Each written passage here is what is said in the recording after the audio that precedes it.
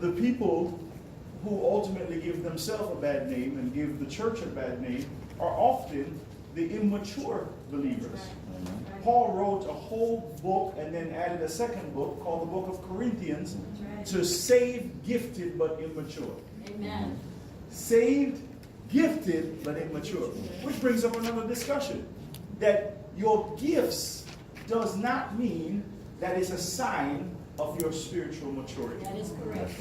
Amen. Right? Amen. So you can be gifted, anointed in that moment, but when you're not under that influence of the anointing, Yes. you are immature in your walk with God. Amen. Immature in your behaviors, immature in your character. And we see that all through the book of Corinthians. We see Paul addressing the Lord's Supper and says, man, I want to talk to you about the Lord's Supper, but y'all have quarrelings and arguments and divisions and isms and schism, and this group belongs to that person. And y'all got all this other stuff going on, right? I want to talk to you as mature, but the truth is, you're immature. And I got to give you milk and not meat, right? So maturity has nothing to do with your longevity. And so even in this room, if we add up the amount of years that's in this room as it relates to church, man, it'd be like, way up there somewhere. But the reality is, if we add up our spiritual maturity. Now, the second problem, and it will help with the premise of everything I say tonight. The second problem is, the truth is, there is no measuring stick for your spiritual maturity. You only know you're spiritually mature because of certain behaviors. Your behaviors and ultimately your beliefs, right, are indication of your maturity. So what comes out of your mouth or what comes out of your heart is the indication of your spiritual maturity in God. All right. So technically, if my gifts is not it, how is it that people celebrate the gifted so much? Right? So if I prophesy, if I get up and I give Denise her birthday, the place she was born, if I describe the room she grew up in, if I describe the address, man, she's like, oh my God, God is using him. Right? But it doesn't mean I'm spiritually mature. All right? Denise will be shocked if she followed me around after the Holy Ghost has lifted and she sees some things, she goes, oh my God. Right? But what Denise then has to be careful is that what she sees doesn't mess with her faith in God. Amen. And ultimately her walk with God. Amen. Right? And she recognizes he's gifted, but he's immature. Yes. Now, I'm going to say one more comment and then I'll get into the actual lesson. But I think I always like laying these foundations for thought because it brings us to the premise by which we discuss anything we discuss. Is the other piece of all of this is, we spend all our time discovering our gifts. All our time. We're very focused on where, how gifted am I? How uniquely gifted I am, right? But the truth of the matter is, if we never develop character, Yes, God. it won't matter how gifted we are, because you're going to rise and fall. You're going to crash and burn. All right? So discipleship and discipling is what Jesus kind of focused on. Yes. As he walked with his disciples, he kind of just focused on discipling them. He focused on the discipleship. All right? Now let me take one step further. It's the reason in this church, Denise, that I say when people join our church, even if they're a minister, they told me, "Hey, Pastor, I pastored for 5 years. I gave up pastoring, and now I just want to join the church, and I want to be." That's all great, but I put them back through firm foundation. I want them to go through firm foundation. I want them to go through the assimilation into the 12 tribes, because I realized something. Because they were gifted and got called into this, wherever, doing whatever, doesn't mean they are spiritually developed. Amen. Amen. They're spiritually developed, right? And if we don't somehow develop them so it matches their gifting, we're going to have some problems down the road. Yes, you will. It's going to happen, all right? So that's the premise for everything that we'll talk about tonight. For those, do me a favor, some of you may have it, some of you don't. So I'm just going to give it on both sides. You pass it back. You keep what you have, or keep what you don't need. Don't keep what you don't need. Something like that. All right.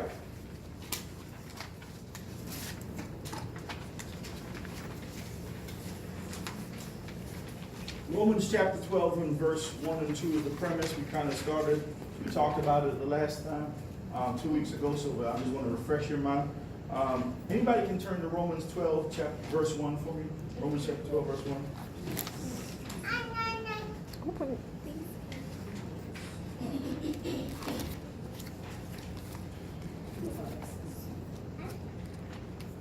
All right. Romans 12. Chapter 12. Yeah, verse 1. Okay. And 2. All right. I beseech you therefore, brethren, by the mercies of God, that you present your bodies a living sacrifice, holy, acceptable unto God, which is your reasonable service. All right, so pause. So who's to present your body? Me. Yeah. So it's our responsibility Yes. to sacrifice ourselves, Right. right? Present it unto God, which is our reasonable service, right? And read the rest of that. Sorry, read it again. And Read be it not again. conformed No, read verse 1 again.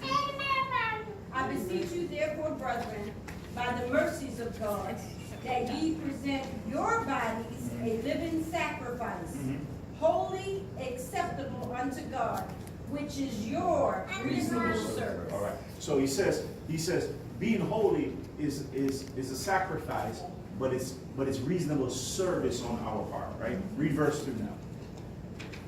And be not conformed to this world, but be ye transformed by the renewing of your mind. All right. So when he says be not conformed to this world, most of the time, that sounds like good church language. What does he mean? He means do not be conformed to the systems of this world. All right. What are the systems of this world? Well, there is the music system. Right, Alma? There's a system of music. That's a part of this world, right? And it's very entrenched in the world. Yes, it is. Right? When I was coming up in the church, we never listened to secular music. No. Yeah, that's right. That's Right? And I'll tell you why. Now I know this generation likes flirting, this generation beneath me likes flirting with the lines. Yeah. But we drew a clear line between secular and sacred. Amen. And stayed on the sacred side because it kept us fulfilling verse 1. Amen. Present your body a living sacrifice. Holy. Right? Holy. And if you flirted, now I'm going to be the first to say, there are some secular songs that they're nothing but a love song that would be appropriate in a marital relationship or something. But you'll be spending your time trying to decipher, oh, this is good, this is not good. It's easy to draw a line. Yeah. And that's what we did. We drew a line between sacred and secular and stayed on the sacred side. Amen. Secondly, we found out by experience that if you stayed on the sacred side, right, when Sunday come around, you don't have junk in your spirit. That's right. Right? You have elevated your spirit. You're not coming into church trying to get to a certain place. Amen. You come into church already at that certain place. Amen? Amen. Amen. And I pray that's called discipling. Yes. That's called discipling. Yes. All right? Because it allows you to do verse 1 so that you can present your body a living sacrifice. Amen. And I understand that conformity means I can't conform to the systems of this world. Amen. Music system is one of them. That's right. If when somebody step in your car, you got to switch the station real quick. That's right. It's an indication that something in you fundamentally is telling you that's wrong. Amen. Right? Yes. And so stay on the sacred side. There's the music system. What other system they have? The party. Party. The money All right. system. So music, and all right. Let me just use another term. Then there's the entertainment. Yeah. All right. Because entertainment today includes music, but not exclusively. Right. Right. It's a much broader system. Yes. Right. As I remember being a young man growing up in the church. There's certain careers the church discouraged you from pursuing. Yeah. Right? Because of what it will do to your belief. You Yeah. can't do verse 2 if you're in these professions. Yes. Yeah. Certain types of law you couldn't practice That's right. if you plan to be saved. That's right. Right? Because you're going to lie every single day of your life. And you right. have to make a decision as a child of God. I'm not going to do that. Yeah. I'm not going to live like that. I'm not going to live in conflict to my convictions. Yes. Mhm. Yes. right? So the system. So we have a responsibility, and you know we've got a little couple young ones in this room. It's important to help people understand what Paul meant by be not conformed to this world. Because maybe people just think being conformed is I don't do what my friends do. Well, you shouldn't get to the point where your friends are because they're in sin. Amen. Right. They're already in a way out there somewhere you shouldn't even compare yourself to. Right? Because you're not there. Right? So there's a system of the entertainment industry, the music industry. That's a world system. Right. Give me another one. Money. Money system. Right? The money system. Now we all need cash to pay for stuff. Right? But what he suggests is there's a whole system behind money, which is a greed system. Amen. Right? It's a greed system. I'm gonna tell you the truth. To the average, when I wasn't saved, working for my money and paying my tithes didn't make no sense. Like, why would I work hard, come to church and pay and give God 10 to 12% of my money? And I didn't see God, I saw the church. But once I understood, once I was discipled, That's right. and I got it, Yep. nobody had no problem. In fact, they don't have to watch me. Amen. You know what I mean? I'm going to do right as it relates to that system because I understand it. I understand it. I have a pastor friend of mine. I think he did it here. He said his American Express called him and said, is there a fraud on your account? Because all these churches are coming up on your account. He said, no, that's how I pay my offerings. He said, I go to church, and that's what I do, right? So there's a whole system. And when people tell me Bishop, I struggle with tithes, it's not a tithe issue you struggle with. It's an understanding of the money system. Yes. Right? And you fail to see God in your money. Amen. Yeah. Right? And it's a discipleship. Do you agree to discipleship? Yes, it is. Let me tell you this. Statistically, they say 35%, roundabout there, of all church members consistently pay tithes in a 52-week window. Yes. 35%, 30, in that range, 1/3, right? Consistent, which means in 52 weeks, you have about 33% who never miss a Sunday. And if they missed it, they made up for it. Yes. Right? That's because those individuals at the core understand the system. Paul said, be not conformed, but be transformed through money. And that's a major transformation. Major transformation. Yeah. Not because the tithes are offering, but the psyche associated with it. That's right. All right, give me another system of this world. Fashion. Fashion. Fashion system. Fashion system. Ladies, y'all help me, because men kind of get away in our culture. We kind of get away, right? We kind of get away because there's not too many issues that affect men, but all the issues primarily affect women, right? Do you agree, women, that not every fashion can be embraced by a child of God? Oh, absolutely. Absolutely. All right? All right. Take it one step further. Not all fashion is appropriate for church. Amen. Do you agree? Yes. You agree? Thirdly, do you agree that if it's not appropriate for church, when you see it, you automatically know something that don't belong? Yes. Right? Amen. When I was a kid, they used to play this thing. Which one of these things don't belong? You can easily spot it because it's right there. Right? It's the same thing. The world system of fashion. Now, here's the challenge: is that everything around you shows you that system. There's not a commercial on television. You know, what does the pretty lady that's half naked have to do with the car that they're selling, right? They're appealing to more than your desire for the car, right? So fashion system, and it's one of the things that has to be continuously addressed and reminded, because fashion changes, Yes. right? So what was fashion and acceptable when I got saved in 1980 is not the same in 2019, right? It's not the same. So because fashion continues to change, there's almost this rediscipling that is necessary for the world system of fashion. Give me another system of the world. Tit for 'Cause tat. we just Tit for tat. A tit for tat, like you do me, I do you. Tit for the tat. system of the world. So you are specifically referring to a behavior of revenge, right? Right. So I'm I'm going to breathe, but I'm going to put that on the side for just 1 second. All right? Give me another Materialistic. Education. system of education. Do you believe that there are some educational system that believers can't be a part of? Absolutely. Right? Because it's tied into some careers. Yes. Not that we don't believe in education. Right. We believe that there are certain educational systems you can't be a part of as a believer. Amen. All right? And that sacrifice for you, the believer, may mean I desire that, but I can't do it. Right. Right? Amen. All right, keep going. Even, I guess, industries, work. I was getting ready to say that now. Yeah. Right? A world system of industries. Work. There's certain type of work believers can't do. Do you agree? Yes, definitely. What are they? Well, you know, Bartending, nightclubs. Stripping. Stripping. Stripping. Nightclubs, casinos. Yeah. Why? Because it goes against the principles of God, of what you're taught as a saved Christian. And it's not presenting yourself holy before God. Sacrificially presenting yourself. Right?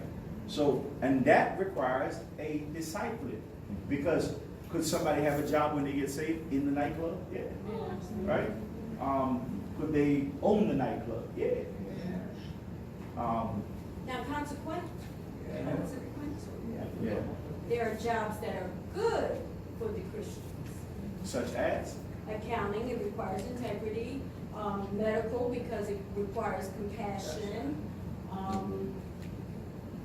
Any of the help, Any type help, of- any help help, people related right, social, right. social services, yes, yes. government social services, yes. blah, blah, blah, right? I agree. I agree. But let me stay on the systems of this world, right? So what about security? Dancing.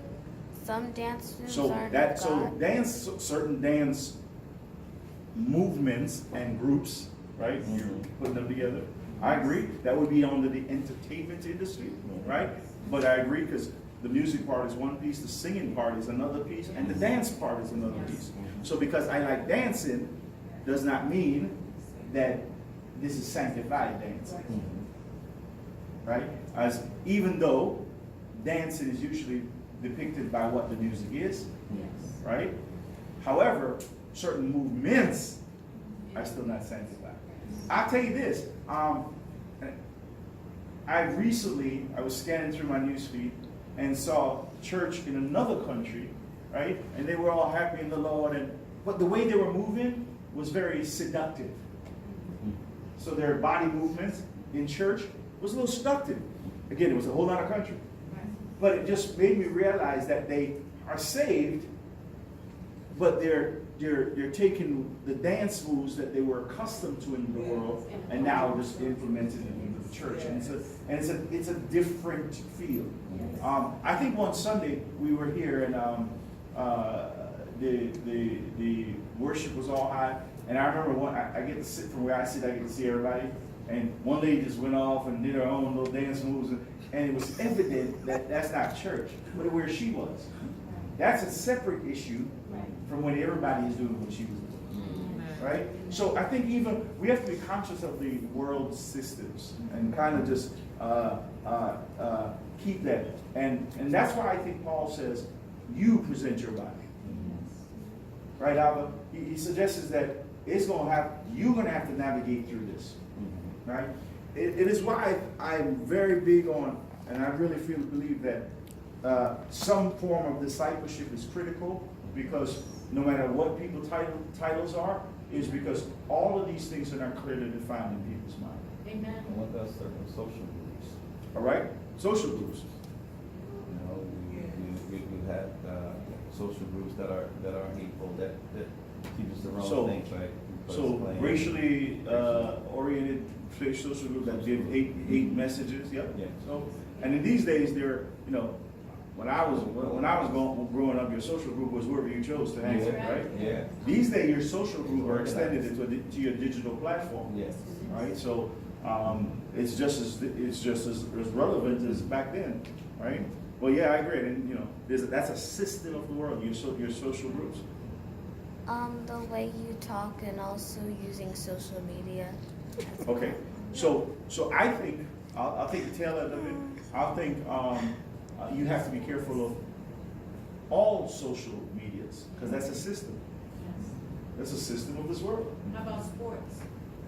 All right, before I go to sports, can I stay with social media? Because that's the hot relevant topic today is social media. Because I think we could become so self-oriented that we start taking pictures of ourselves at the wrong times. So we display the wrong areas of our lives. We display the wrong. Does that make sense? Yes. Right? I think if we are just socially conscious on that, as it relates to our salvation, excuse me, one second.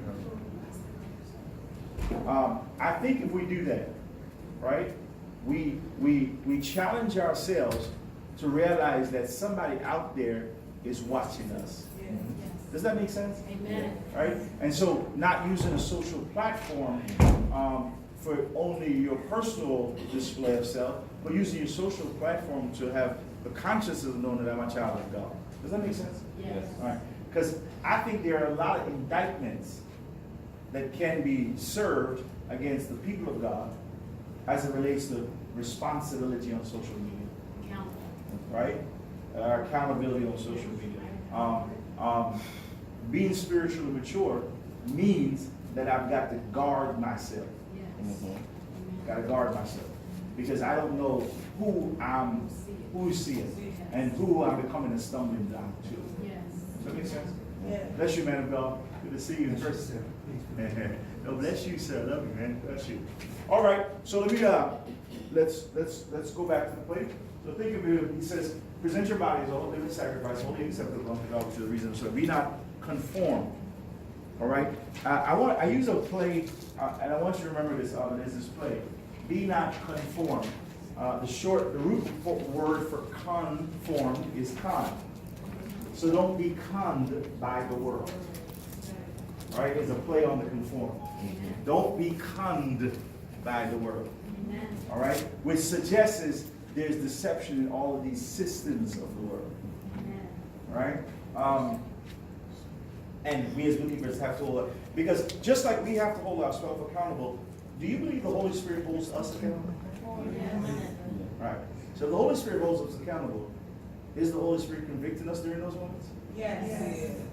So some of us are purposely ignoring the convictions of the Holy Spirit. Amen. Right?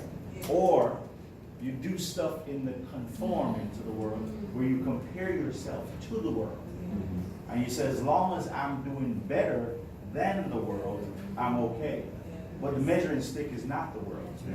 That's the contrast, not the comparison. Amen. She did. All right, let's go back to sports. Thank you. See, your brain is better than mine. I forgot. She said sports. Yeah. In sports, I mean, we idolize we get into idolatry with some of the sports, and the athletes. We think they can do no wrong, and then when we see that they crash and burn at times, people get messed up. So I think idolization of that system has to do with what she was talking about in terms of the character piece.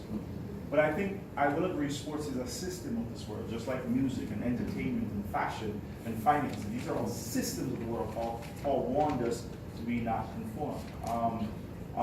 They're systems of this world. So going back to sports, and we can talk about this. My belief is there's nothing wrong with playing sports, right? And I'm going to tell you this. I grew up in a church that was very traditional, that did not allow us to participate in sports. Wow. Right? So, and my willingness to be obedient to the church allowed me to follow it, but I couldn't see it all my life, all my time there. I couldn't see what was wrong, right? But I do think there's a system associated with sports. And here's the problem with the system. It's built on greed. Yes. It's built on lust, Yes. right? It's built on entertainment. Right. So all of a sudden, there's nothing wrong with sports. But if you were to excel and become a real professional athlete, Now you got to deal with all the other stuff associated with sports. Yes, Yeah. yes. Right? And that's where some of our young people who are talented will have to deal with. Right? And so I think yes, it's a system of this world. Sports is. And people idolize it because they get paid. They get paid astronomical money, right? But it's built on a system of greed. Right. So whoever ascends to that level is going to have to deal with that. Amen. Right? And again, all of these things are just issues of reminding us about our own convictions. Because guess what? You or I are discipling a young teenager or young adult who is thinking that the ball is the only way to their success.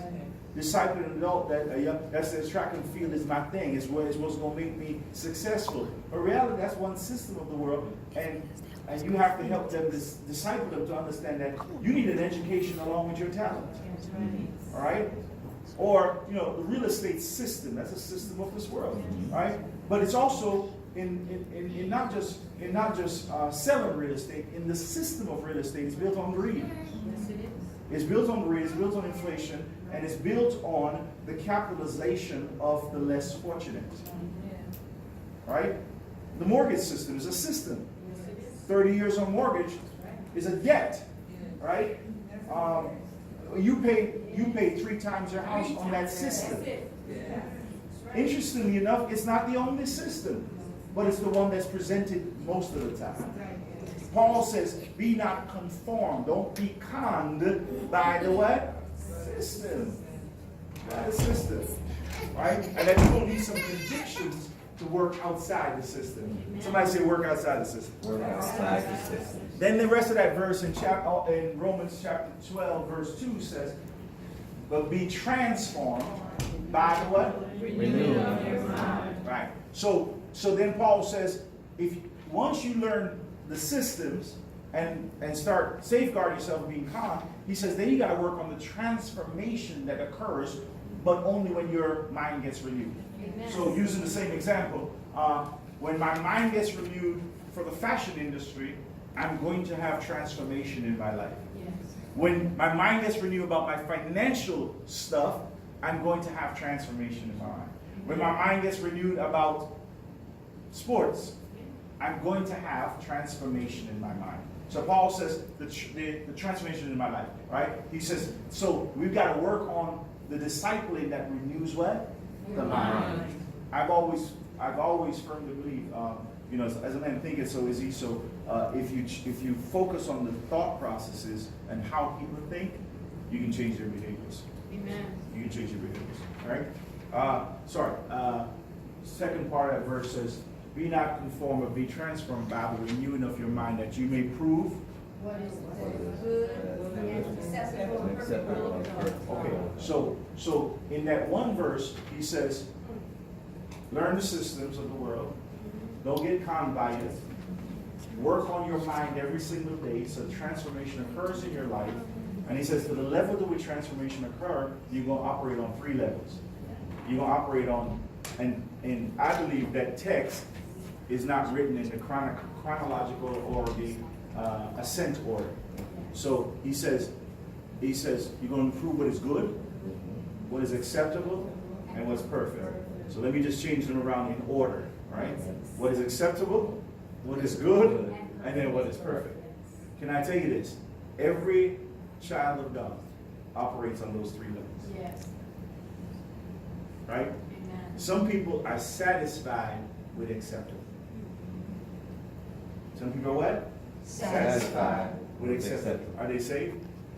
Yeah. Yeah. But they just do just enough. Right? Now, here's where it impacts you though, right? Because what's the difference between the person that's doing just enough and the person that's going all the way in? Right? They both get into heaven. Right? Is how God is able to fulfill purpose in their life on earth that's going to be different. Right? They'll just say to you, I ain't doing all that because they don't take all of that. Because they're acceptable. When people again, your mouth reveals where you are. It reveals your heart, reveals where you are. So when you say to me, it don't take all of that, I already know you're at a place called acceptable. Amen. That's where you are as a child of God. You're acceptable. Amen. Right? When you use language like, I would do that, but I don't know if it's right. I don't know. Let me think. When people use language like that, where they're concerned about right and wrong, right? Because I'm gonna be honest with you, I don't hear people say, "Well, I ain't gonna do that because I don't think it pleases God." Right. I don't know about you. I don't run into people saying that, No. right? But I do run into people saying, "I don't know if that's right." I don't. That don't feel right. That don't feel right, or that feels wrong. I'm not. Something about that don't feel right. That's usually how they say it, right? It reveals that they're not on an acceptable level. Right. They're at that good place. That good place. Where their concern is good or evil. Their spirit, their soulish man is set to the place of awareness called right or wrong. Good or evil. Sin or the will of God. Right? That's where they are. That's where they are. And their mouths reveal what's in their hearts. Right? You can know where people are by virtue of what they say, long before you see them do anything. Absolutely. Their mouth reveals, out of the abundance of the heart, the mouth speaks. But they're at that good level. So you could almost, some of you in this room are servant leaders. You can take your tribe members and just put acceptable, good, perfect. Hey. You can do that, right? You can talk about all your friends in church right now. Acceptable, good, and perfect. That's an important categorization because Paul says, do not have an exalted view of yourself. Oh, yes, God. Right? Don't have an exalted view. So if you're acceptable, know that you're unacceptable because now you need to press towards the mark of the prize of the high calling, which for you now is going to acceptable. Amen. And if I'm going to disciple her, right, I need to know she's unacceptable. Right? So because I know that, I'm not appalled at some things she say. I start using it as a discipling tool to get her to the next level and for her to see where she is. Amen. You can't go to the next level being now where you are. And this has nothing to do with gifts. When she's done with my discipling conversation, she might be the greatest praise dancer on two legs. She move and people just fall out under the anointing. Right? Because that's how God uses her in that moment. That's how the Holy Spirit manifests through her. But the reality is this, she's still only acceptable. She's on that. That's where she is in her maturity. I start, for those who just joined us after, I started to say, by saying, people can be in church for 20 years or be saved be in church for 20 years, saved for 15 of those 20 years, but it doesn't mean they're mature. Amen. Your longevity and your relationship with the church has nothing to do with your maturity. Amen.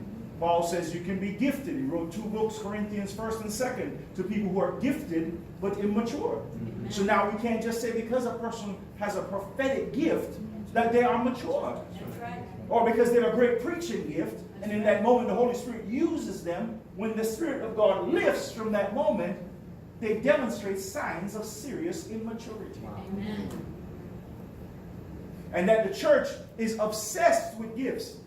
So all of us spend our time, Lord, use me, Lord, use me, show me my gift, manifest through me, when the truth of the matter is, we ought to be working on character. Yeah, yes, God.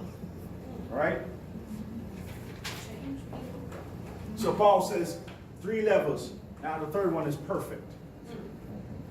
So let me ask you this before I go through this exercise. If you, regardless of your title, if you were to make a note on your paper, are you acceptable, good, or perfect will of God person? Where are you in your spiritual maturity? Right? Now don't write that where the person next to you can see it, because they may categorize you after that. But I wonder, can you mentally write it? Yes. Where am I, Lord? Where am I? Where am I? Yes. Where am I? Not where do I want to be? Uh-huh. Where am I? Yes, yes. Not where I want people to think I am, Oh, come on. but where am I? Yes, God. And here's the answer to the key to that question. It lies in how much you are conformed to the systems of this world. Yes, Lord. Amen. Right? Amen. How much are you in the money system? Are you in the fashion system, the world system?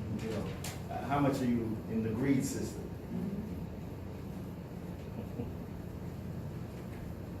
All right.